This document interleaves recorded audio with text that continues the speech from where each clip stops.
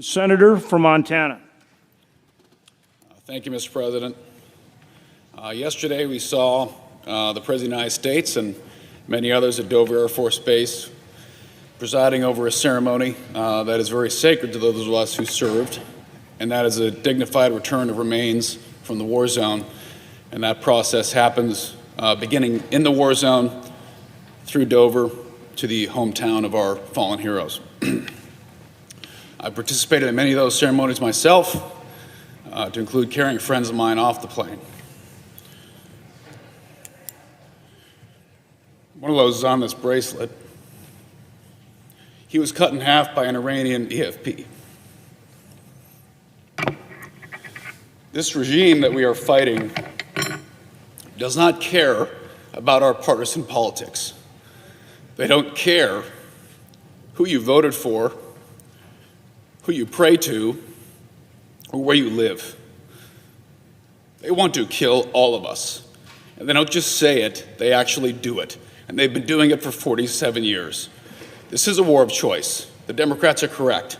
It's a war of choice that was begun by a radical, lunatic band of terrorists that took over a beautiful nation 47 years ago. Took it over with brutality, force, and savagery. And the second they took it over, they didn't free their people.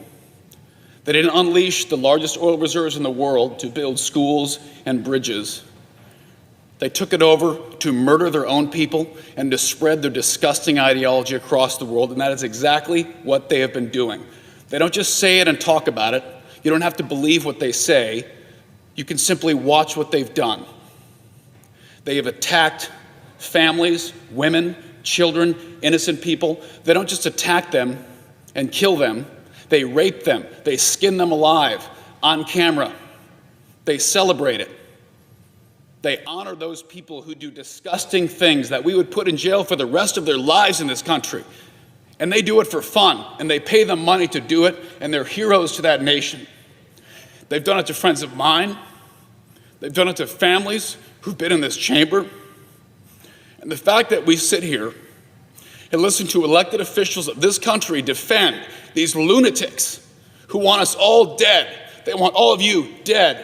They want all of us dead. They don't want us to disappear with the snap of a finger.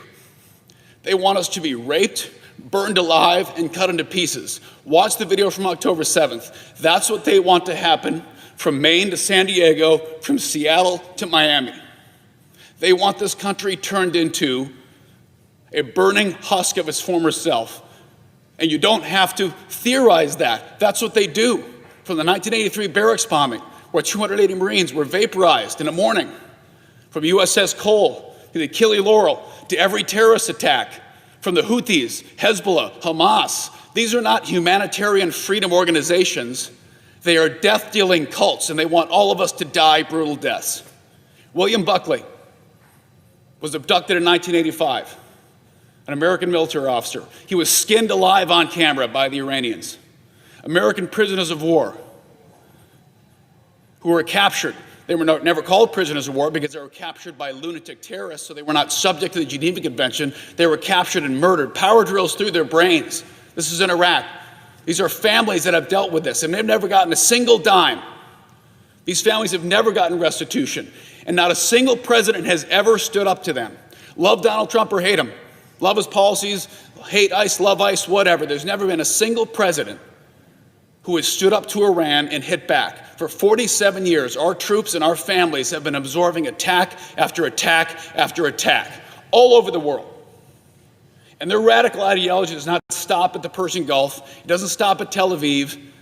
They want to do this everywhere. It's a global radical ideology.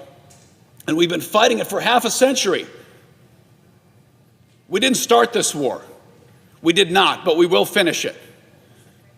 And forever wars are not popular with anybody these days. Both sides of that, I love to attack our forever wars. And I can promise you, being someone overseas wearing the uniform, when you're fighting for your country, you don't care what party's in office, but you're fighting to defend your country. And you turn on the news and see your elected officials stabbing you in the back, telling you that you're failing, that you've failed every goal of the war, is what I just heard.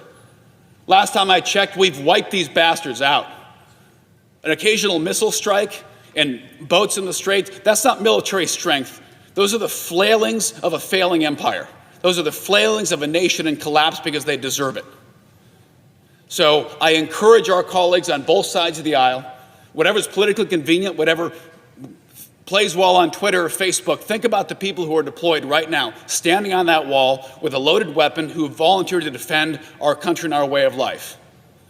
Because they are there defending us in a just war. Because we did not start a war with the Iranian Revolutionary Guard. They started it with us 47 years ago, and their attacks have gone unanswered for half a century. It's time to fix this problem and make sure another generation of Americans does not have to fight this murderous, savage adversary.